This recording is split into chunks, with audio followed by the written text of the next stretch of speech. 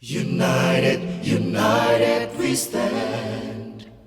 United, united we stand. United, united we stand. United, united we stand. Shalom Bapak Ibu Saudara yang dikasihi Tuhan, Shalom, haleluya, haleluya. Kita semua bersuka cita, amin. Kita akan memulai ibadah kita pada pagi hari ini. Saya undang kita semua bangkit berdiri dimanapun Bapak Ibu Saudara berada.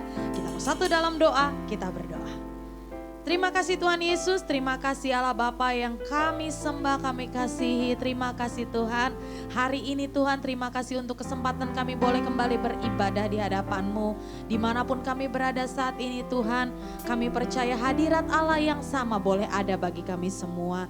Dan biarlah Tuhan hari ini puji-pujian kami Tuhan boleh naik ke hadapan-Mu Tuhan. Kamu bersuka cita, kami mau naikkan syukur kami di hadapan Tuhan. Karena Tuhan Yesus baik. Terima kasih Tuhan Yesus, kami sudah berdoa dan mengucap syukur. Setiap kita yang percaya dan siap memuji Tuhan, mari sama-sama katakan amin, haleluya. Mari terus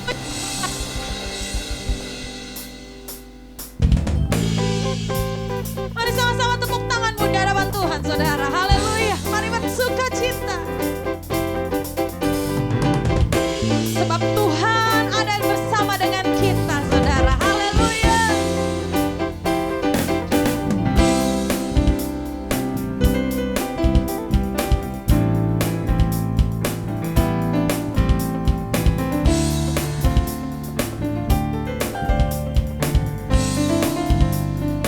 Sama katakan Tuhan Allah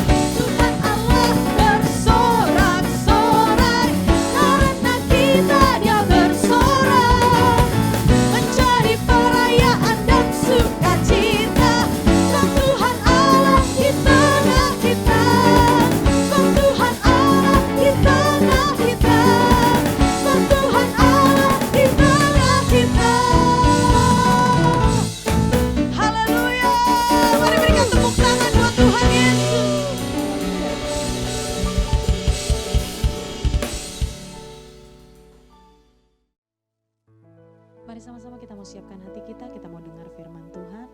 Dan hari ini firman Tuhan yang disampaikan boleh menjadi berkat bagi kita semua Bapak Ibu Saudara. Mari sebelum itu kita sama-sama mau menyembah Tuhan. Kita mau bersyukur di hadapan Tuhan. Karena Tuhan Yesus baik. Amin.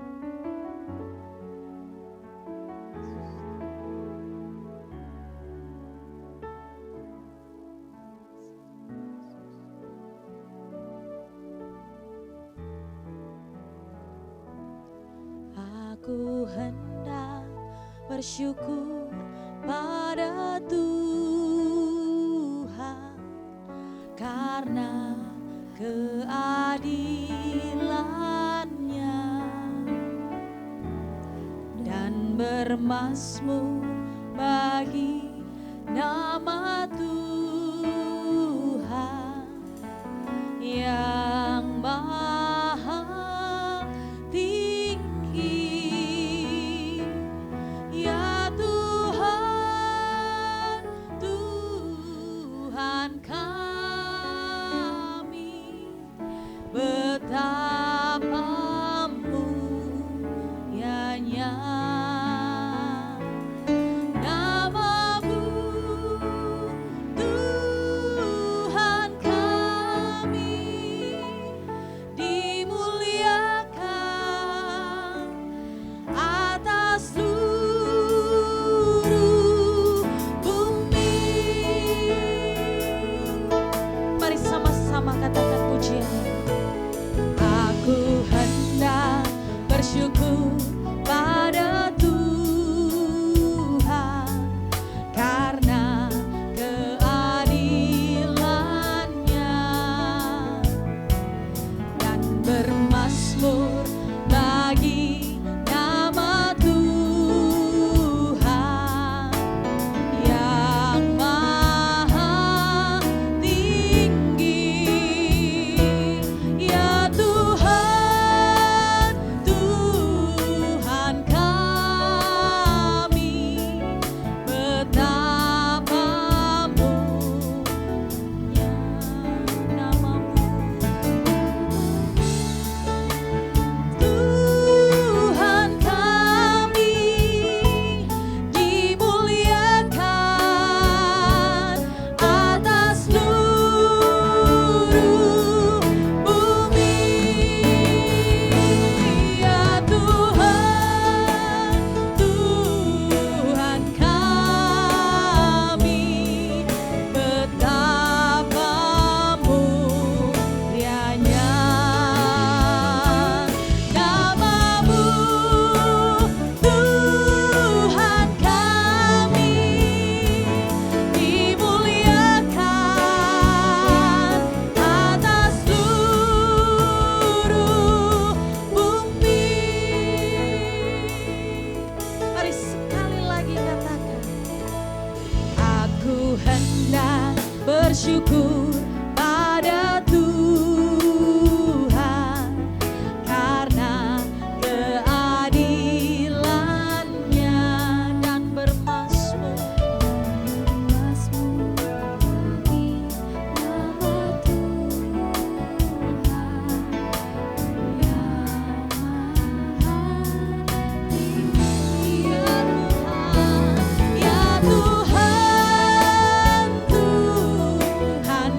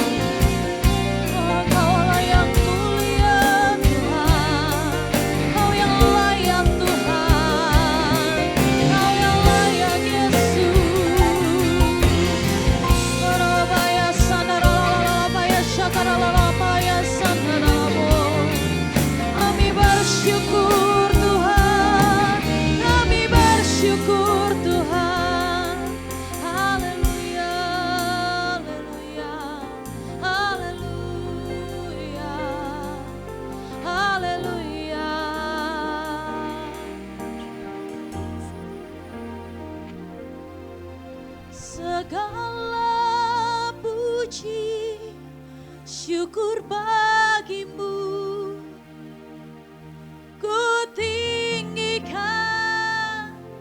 namamu selalu. Kemuliaan hanya bagimu, terpujilah namamu. Segala puji syukur bagimu, ku tinggikan namamu selalu. Kemuliaan hanya bagimu, terpujilah namamu. Tepuk tangan buat Tuhan Yesus. Segala puji syukur bagimu,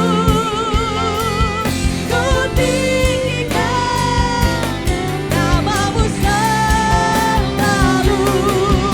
Kemuliaan hanya bagimu, terpujilah namamu. Segala puji syukur bagimu, ku tinggikan namamu selalu. Kemuliaan hanya bagimu, terpujilah namamu.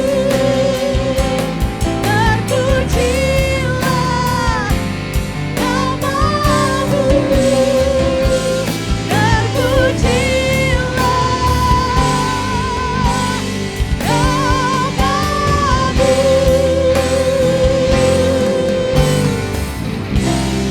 terpujilah Engkau Tuhan Yesus. Terpuji-pujilah Engkau di atas segalanya. Terima kasih Tuhan, terima kasih. Kami siap dengar firman-Mu hari ini. Di dalam nama Yesus kami percaya, kami bersyukur. Haleluya. Amin.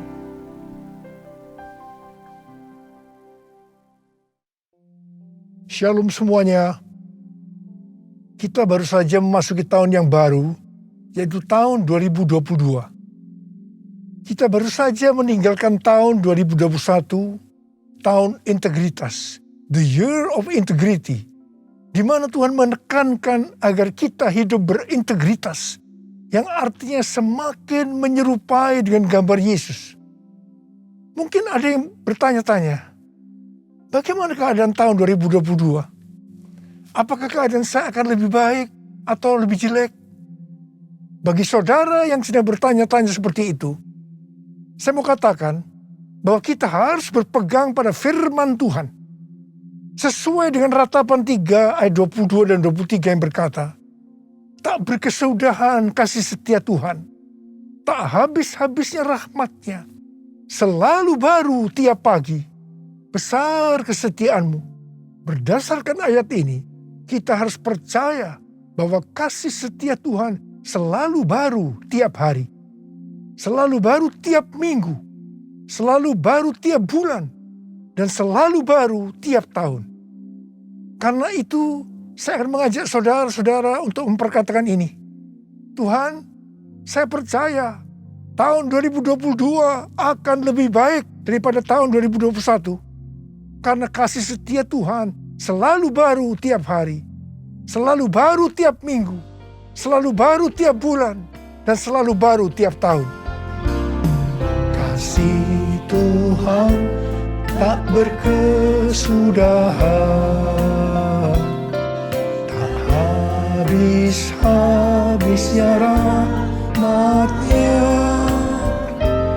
selalu baru setiap pagi, baru setiap pagi, besar setiamu Tuhan.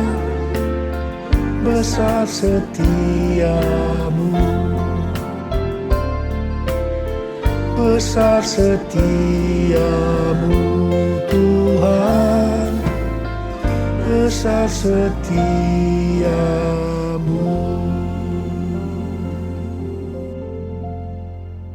Dasar kita percaya bahwa tahun 2022 akan lebih baik daripada tahun 2021 karena Ratapan 3 ayat 24 berkata, Tuhan adalah bagianku, kata jiwaku. Oleh sebab itu, aku berharap kepadanya. Jadi karena kita akan selalu berharap kepadanya, maka kita akan berkata bahwa tahun 2022 akan lebih baik dibanding tahun 2021. Apa yang terjadi kalau kita berharap kepadanya? Yang pertama, sesuai dengan Yesaya 40 ayat 30 dan 31, maka orang yang berharap kepada Tuhan akan mendapatkan kekuatan yang baru, yang akan melebihi kekuatan orang-orang muda. Mereka seumpama Raja Wali yang naik terbang dengan kekuatan sayapnya. Mereka berlari dan tidak menjadi lesu. Mereka berjalan dan tidak menjadi lelah. Haleluya! Orang yang berharap Tuhan diperbarui kuatnya, terbang naik dengan sayap Raja Wali. Berlari tiada penat, berjalan tiada lelah. Ajarku harap Kau Tuhan, ajarku harap Kau Tuhan, ajarku harap Kau Tuhan. Yang kedua, hal yang terjadi kalau kita berharap kepadanya sesuai dengan Mazmur 37 ayat 23 dan 24 yang berkata, Tuhan menetapkan langkah-langkah orang yang hidupnya berkenan kepadanya.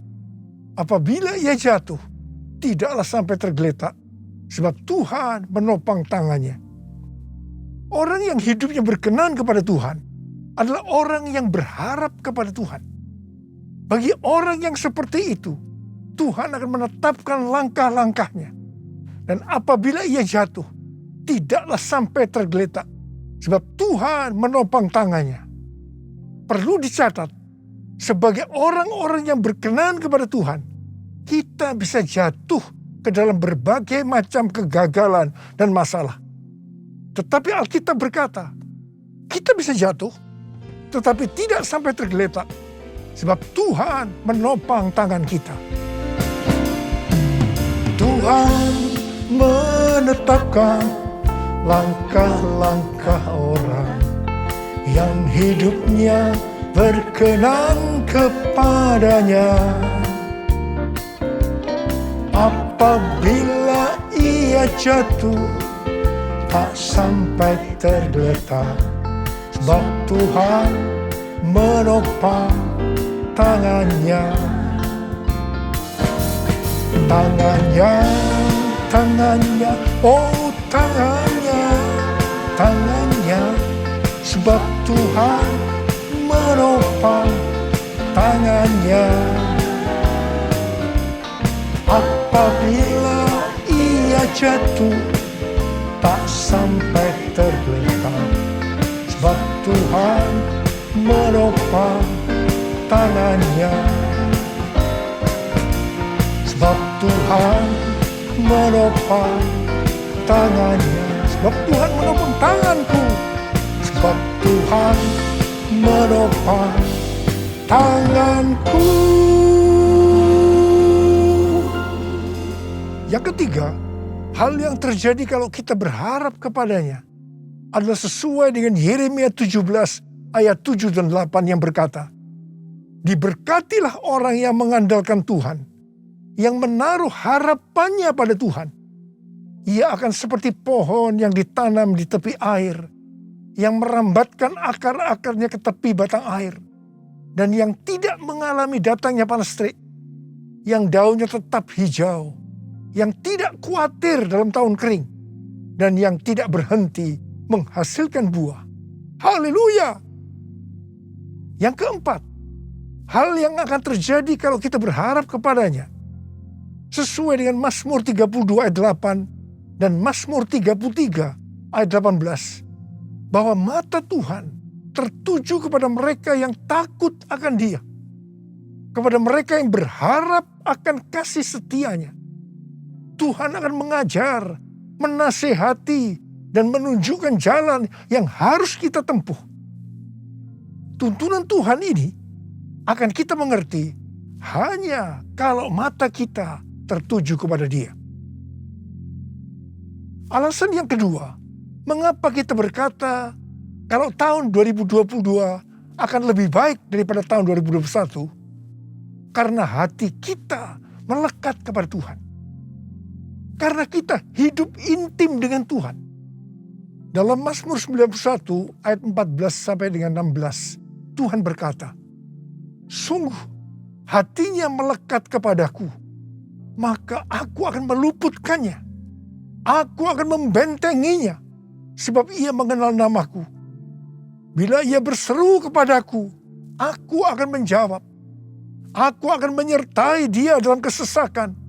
Aku akan meluputkannya dan memuliakannya. Dengan panjang umur akan kukenyangkan dia, dan akan kuperlihatkan kepadanya keselamatan daripadaku." Jadi, kalau hati kita tuh melekat kepada Tuhan, kalau kita hidup intim dengan Tuhan, maka yang pertama, Tuhan akan meluputkan dan membentengi kita terhadap sakit penyakit, panah api dari si jahat, jerat penangkap burung, kedahsyatan malam, atau terror of the night yang berbicara tentang penculikan, perampokan, pemerkosaan, pembunuhan, terorisme, peperangan. Hal yang kedua, Tuhan akan menjawab ketika kita berseru pada masa kesesakan. Dan yang ketiga, Tuhan akan memuliakan kita. Yang keempat, Tuhan akan memberikan panjang umur dengan berkat yang melimpah. Dan yang kelima, Tuhan akan memberikan keselamatan. Haleluya! Bless the Lord, oh my soul, oh my soul, worship His holy name. Sing like never before, oh my soul, I worship your holy name. Bless the Lord, oh my soul, oh my soul, worship His holy name. Sing like never before, oh my soul, I worship your holy name. I worship your holy name. I worship your holy name. Tuhan menuntun kita untuk memasuki tahun 2022 dengan memberikan tema bahwa tahun 2022 adalah tahun paradigma yang baru. The year of new paradigm. Definisi paradigma menurut Kamus Besar Bahasa Indonesia adalah model dan juga kerangka berpikir. Definisi paradigma menurut Westminster Dictionary of Theological Terms bahwa paradigma berarti contoh, pola, model, dan istilah ini sering dipakai untuk menunjukkan cara berpikir dalam teologi ketika bahan-bahan dikumpulkan dan diatur dalam satu pola atau cara tertentu seperti dalam doktrin. Tuhan memberikan ayat emas untuk tema ini, yaitu Yesaya 43 ayat 18 sampai dengan 21 dan Filipi 3 ayat 13 dan 14. Dalam Yesaya 43 ayat 14 sampai dengan 21, Tuhan berkata bahwa dulu orang Israel dibebaskan dari kejaran Firaun dan pasukannya dengan cara Firaun dan pasukannya mati di tengah-tengah Laut Merah. Tetapi sekarang orang Israel akan dibebaskan dari Babel dengan cara yang berbeda. Tuhan berkata, jangan ingat hal-hal yang dulu. Sekarang aku hendak membuat sesuatu yang baru. Kalau dulu Allah menyelamatkan Israel lewat jalan laut, sekarang Allah menyelamatkan Israel dengan cara yang baru. Allah akan menyelamatkan mereka lewat jalan di padang gurun dan sungai di padang belantara. Ini adalah paradigma yang baru. Bagian Tuhan adalah memberikan paradigma yang baru. Yang ada sesuatu yang baru, yaitu membuat jalan di padang gurun dan sungai di padang belantara, di mana pada waktu itu hal ini tidak mungkin bisa dikerjakan oleh manusia. Tetapi bagi Tuhan tidak ada yang mustahil. Katakan amin. Tujuan Allah menyelamatkan Israel dari Babel, yaitu karena mereka umat pilihan Tuhan. Dan yang ditetapkan untuk memberitakan kemasyhuran namanya. Demikian juga bagi kita, umat pilihan Tuhan. Pada tahun 2022 ini, Tuhan akan menolong dan membebaskan kita dari masalah-masalah yang terjadi dalam seluruh aspek kehidupan kita. Apakah itu sakit penyakit, keluarga, pelayanan, bisnis, masa depan, dengan cara-cara yang baru atau paradigma yang baru. 1 Korintus 2 ayat 9 berkata, tetapi seperti ada tertulis, apa yang tidak pernah dilihat oleh mata, dan tidak pernah didengar oleh telinga, dan yang tidak pernah timbul dalam hati manusia. Semua yang disediakan Allah untuk mereka yang mengasihi Dia. Apa yang Tuhan minta untuk kita lakukan? Kita harus memberitakan kemasyhurannya. Kita harus menyelesaikan amanat agung dalam era Pentakosta ketiga ini. 1 Petrus 2 ayat 9 berkata, tetapi kamulah bangsa yang terpilih, imamat yang terjani, bangsa yang kudus, umat kepunyaan Allah sendiri, supaya kamu memberitakan perbuatan-perbuatan yang besar dari Dia, yang telah memanggil kamu keluar dari kegelapan kepada terangnya yang ajaib. Memasuki tahun 2022 ini, kita akan melihat bahwa dengan adanya pandemi yang sampai sekarang belum selesai, maka cara-cara pelayanan di gereja berubah. Kita tidak bisa hanya memakai cara-cara yang lama lagi. Sebagai contoh, sesuai dengan penelitian yang dilakukan oleh George Barna, yang dirilis pada tanggal 6 Juni 2021 yang lalu, mengenai generasi anak muda di Amerika yang disebut generasi berbeda. Dikatakan bahwa pelayanan gereja selama 5 dekade terakhir tidak akan efektif untuk generasi ini. Jadi perlu ada paradigma yang baru dalam pelayanan di gereja. Tuhan sedang membuat paradigma yang baru sebagai pola yang baru.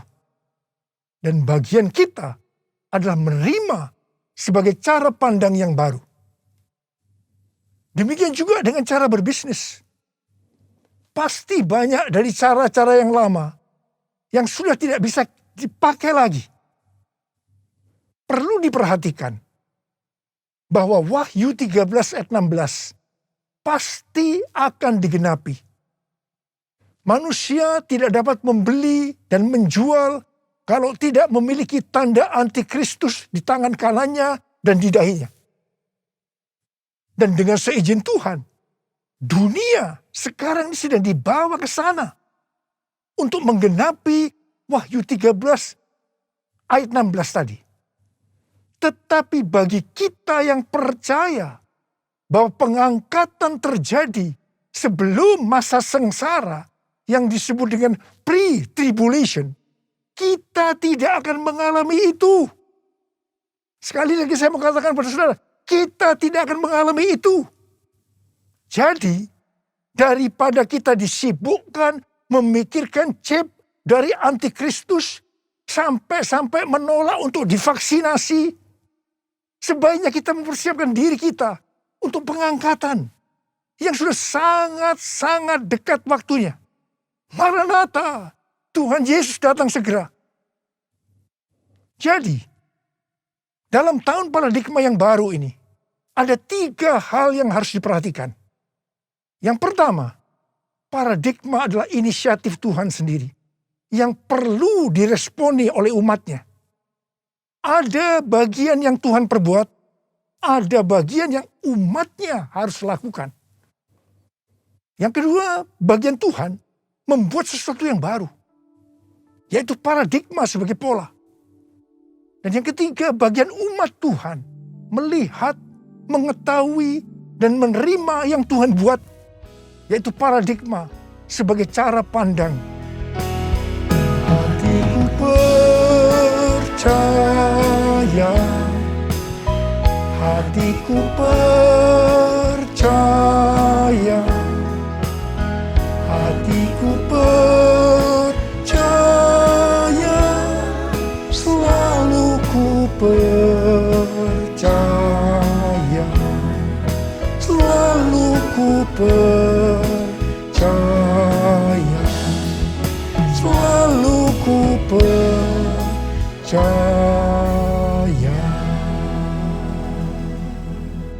Sesuai dengan Filipi 3 ayat 7 sampai dengan 9, dikatakan titik tolak perubahan paradigma Paulus terkait dengan masa lalunya adalah karena pengenalan akan Kristus Yesus. Orang yang berjumpa dengan Tuhan Yesus seharusnya mengalami perubahan paradigma. Artinya memiliki paradigma yang baru. Untuk itu, sesuai dengan Filipi 3 ayat 13 dan 14 yang merupakan ayat emas kita tadi, Paulus melupakan apa yang telah di belakangnya dan mengarahkan diri kepada apa yang di depannya dan berlari-lari kepada tujuan. Artinya mengejar sekalipun menderita untuk memperoleh hadiah, yaitu panggilan surgawi dari Allah dalam Kristus Yesus. Kita juga harus berpikir tidak hanya masuk surga saja, tetapi masuk surga dengan hadiah berupa mahkota. Karena itu, mari kita responi ajakan Rasul Paulus untuk memiliki dan menghidupi paradigma yang baru. Memiliki paradigma yang baru dalam mengikut Tuhan adalah suatu keharusan. Sekali lagi, suatu keharusan. Firman Tuhan berkata, kita harus meninggalkan cara hidup yang lama ketika kita berbalik untuk mengikut Tuhan. Cara hidup yang lama atau paradigma yang lama termasuk pola pikir, tutur kata, tingkah laku, dan perbuatan kita sehari-hari harus mengalami perubahan. Jadi, orang Kristen yang sudah lahir baru, tetapi masih memakai paradigma yang lama, perlu bertobat. Perlu bertobat.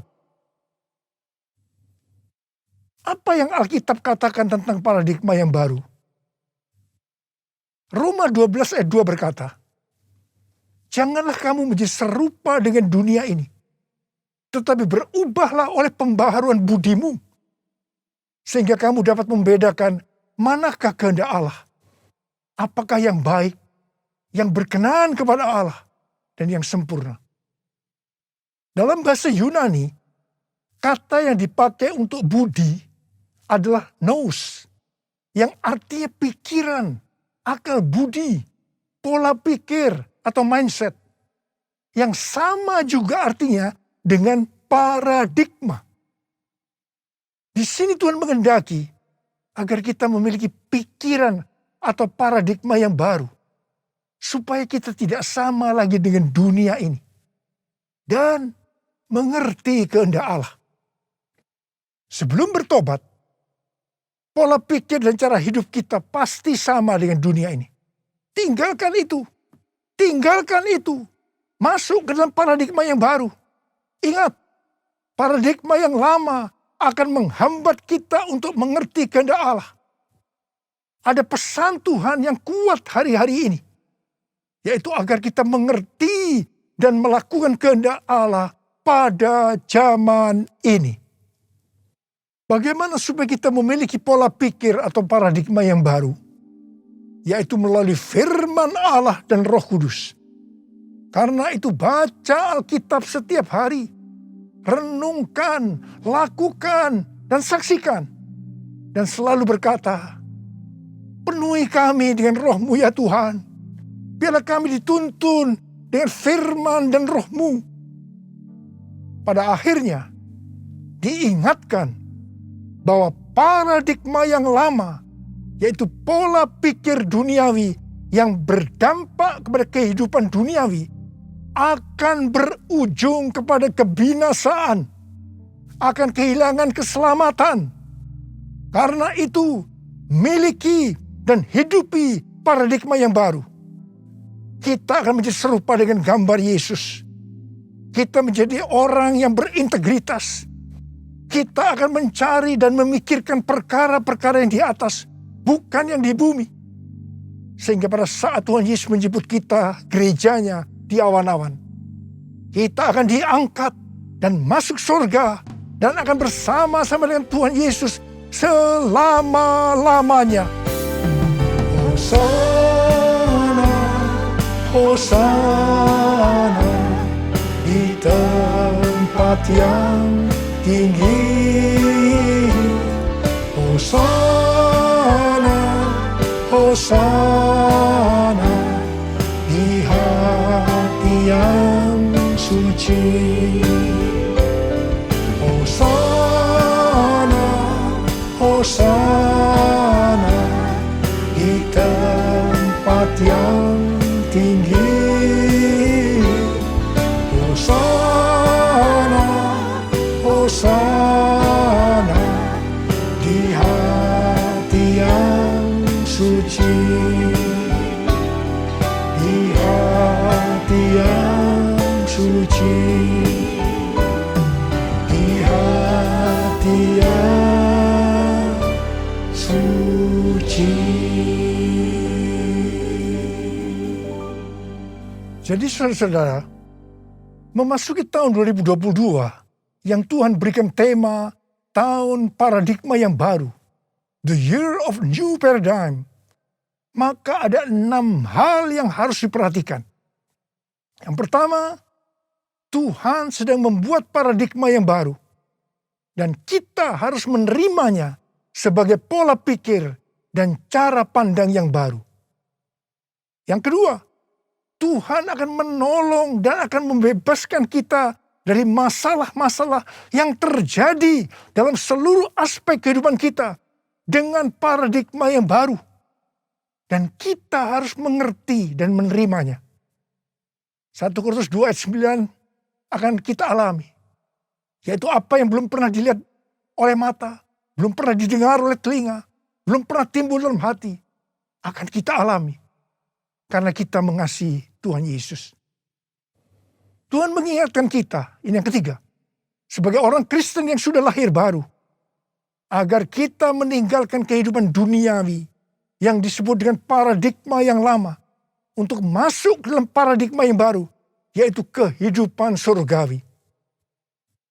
Yang keempat, untuk itu kita harus melupakan apa yang ada di belakang kita, yaitu kehidupan duniawi, dan mengarahkan diri kita kepada apa yang ada di hadapan kita, yaitu kehidupan surgawi, dan berlari-lari kepada tujuan, yang artinya mengejar sekalipun menderita untuk memperoleh hadiah berupa mahkota. Kita harus berpikir tidak hanya masuk surga saja, tetapi masuk surga dengan mendapatkan mahkota. Katakan amin. Yang kelima, Kita harus meminta kepada Tuhan agar dipimpin dengan firman dan rohnya. Supaya kita bisa memahami dan menghidupi paradigma yang baru.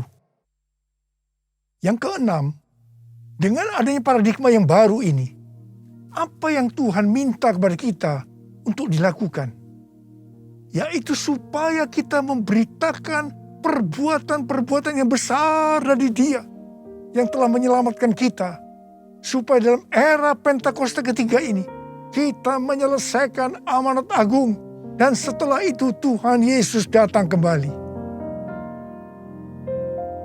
Ku mau selalu bersyukur, selalu bersyukur. Kau Tuhan yang setia, yang selalu menopang. Ku mau selalu bersyukur, selalu bersyukur. Kau Bapa-Ku yang setia. Sekali lagi. Ku mau selalu bersyukur, selalu bersyukur. Kau Tuhan yang setia, yang selalu menopang. Ku mau selalu bersyukur, selalu bersyukur. Kau Bapa-Ku yang setia. Mari angkat tangan saudara, kita sembah Dia. Rialah basyara bara bara bara bara. Oh rialah bara bara bara bara bara bara bara. Oh bara bara bara bara bara bara. Oh rababa baba baba. Kami mau selalu bersyukur ya Tuhan. Meninggalkan tahun 2021. Kami bersyukur. Apapun yang kami alami, enak maupun tidak enak, kami selalu bersyukur kepada Tuhan. Dan kami akan memasuki tahun 2020 sekarang ini Tuhan. Kami bersyukur Tuhan. Terima kasih Bapa, urapi kami. Urapi kami semua Tuhan memasuki tahun 2022 ini Tuhan. Supaya kita semua bisa memahami dan menghidupi paradigma yang baru. Sekarang terimalah. Terima pengurapan Tuhan. Terima.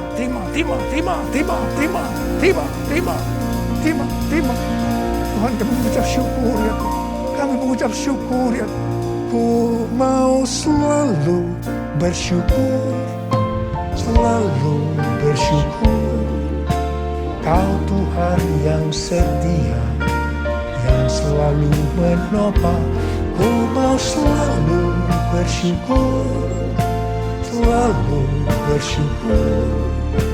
Kau Bapa-Ku yang setia, Kau Bapa-Ku yang setia, Kau Bapa-Ku yang setia.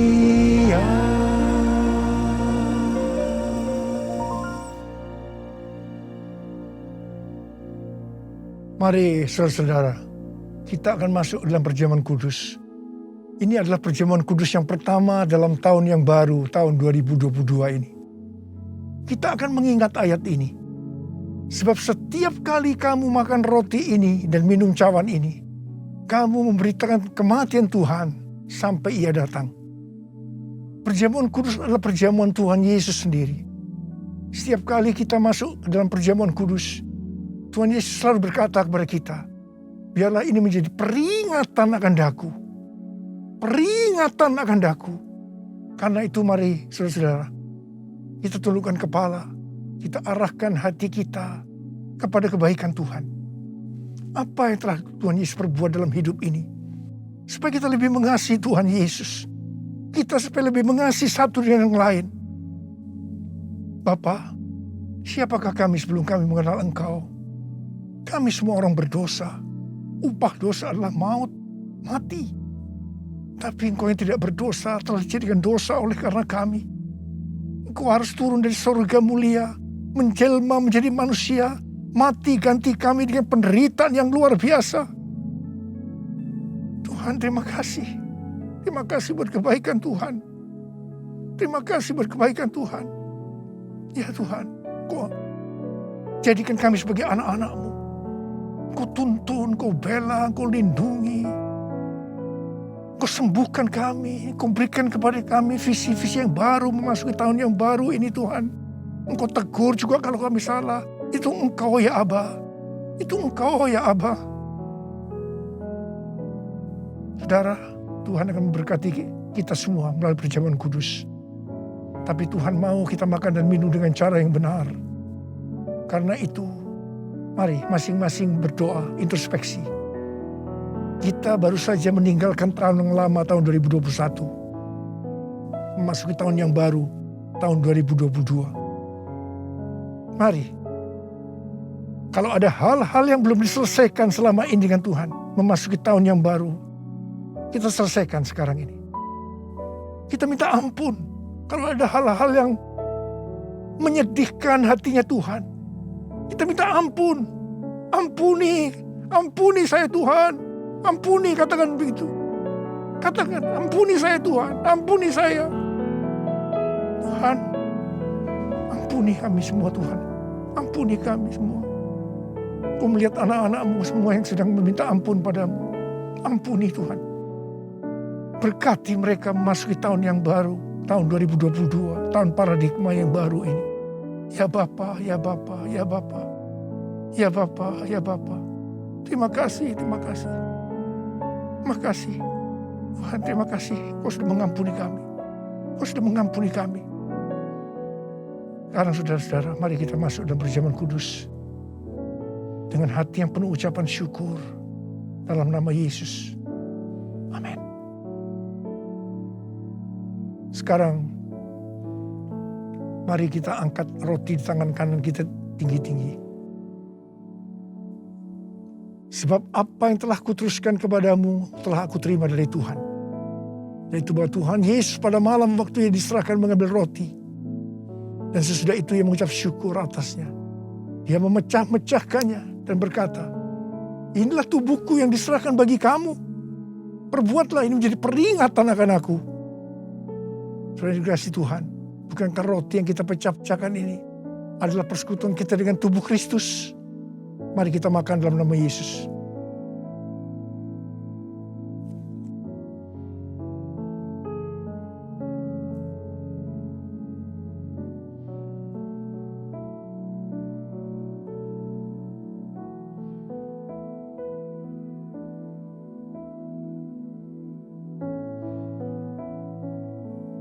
Angkat cawan di tangan kanan kita tinggi-tinggi. Demikian juga ia mengambil cawan sudah makan lalu berkata, cawan ini adalah perjanjian baru yang dimeteraikan oleh darahku. Perbuatlah ini setiap kali kamu meminumnya menjadi peringatan akan aku. Sudah dikasih Tuhan. Bukankah cawan pengucapan syukur yang atasnya kita ucapkan syukur adalah persekutuan kita dengan darah Yesus. Mari kita minum dalam nama Yesus.